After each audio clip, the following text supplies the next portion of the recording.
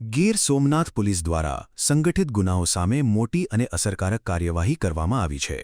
શરીર સંબંધિત તેમજ પ્રોહિબિશનના અનેક ગુનાઓમાં સંડોવાયેલી ટોળકી વિરુદ્ધ Gujarat control of terrorism and organised crime act એટલે કે GUCTOC એક્ટ હેઠળ ગુનો નોંધવામાં આવ્યો છે.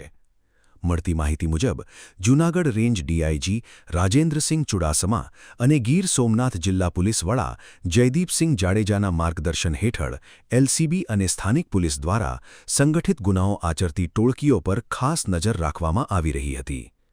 તપાસ દરમિયાન સામે આવ્યું કે ઉના, કોડીનાર, નવાબંદર મરીન અને સોમનાથ મરીન પોલીસ સ્ટેશન વિસ્તારોમાં કેટલાક ગુનેગારો લાંબા સમયથી સંગઠિત રીતે ગંભીર ગુનાઓ આચરી રહ્યા હતા.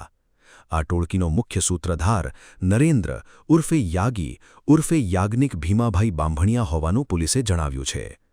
આરોપી પોતાના સાગરીતો સાથે મળીને પ્રાણઘાતક હથિયારો સાથે મારામારી, ધાકધમકી, જાહેરમાં બખેડા, તોડફોડ, સરકારી કર્મચારીઓની ફરજમાં રોકાવટ તેમજ પ્રોહિબિશનના ગુનાઓ આચરતો હતો. પોલીસે ગેંગ લીડર સહિત કુલ 7 આરોપીઓ સામે GUCTOC એક્ટ હેઠળ ગુનો દાખલ કર્યો છે, જેમાંથી કેટલાક આરોપીઓ પહેલાથી જ જેલમાં હોવાનું સામે આવ્યું છે, જ્યારે અન્ય આરોપીઓને ઝડપી પાડવા પોલીસ દ્વારા કાર્યવાહી તેજ બનાવવામાં આવી છે. હાલ સમગ્ર મામલે ઉના ડિવિઝનના DYSP દ્વારા વધુ તપાસ હાથ ધરવામાં આવી રહી છે.